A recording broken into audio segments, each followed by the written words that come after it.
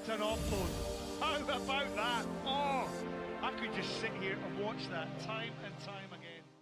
The offload, one of the most important skills in rugby to create a dynamic play. The first point when coaching the offload, especially to new players or younger players, is how to hold the ball. And so I like to use something that I call the 3-point pass. The first position is getting our hands in that V shape. So this is the same position as that if we're going to throw a pass, we've got our hands here, it's that same movement, but instead of throwing the pass, we're going to be bringing the ball into our chest. And so the 3 important cues for your players: V shape, point of ball into elbow, third point of contact into chest, and we can go into contact. If we break through, elbow extends and we can do a slight pass around the back. If we're looking for the offload to the outside, we can get hand off, and instead of bringing the elbow forward, we're just rotating and bring the ball underneath. From here, as you can see, at all times, my hand stays under the ball, and so this reduces a lot of those times when a player will put the ball out and it'll come out again. So from here, we can throw a spiral pass, we can do a nice little pop, we can look. If there's no support, it's very easy to bring that ball back in.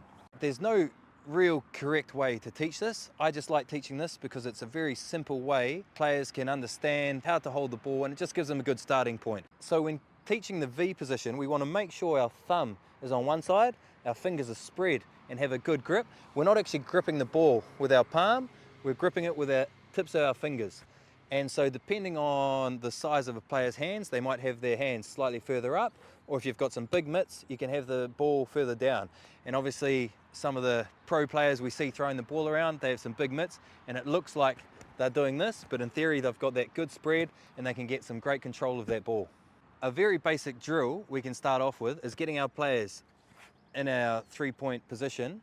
And what we're going to do, we're going to imagine as though we're breaking through that contact. And a good little tip here is actually when we go into contact, we can actually grab that player and try to manipulate him, either push him out of the way and pull him through so that we can get in behind them.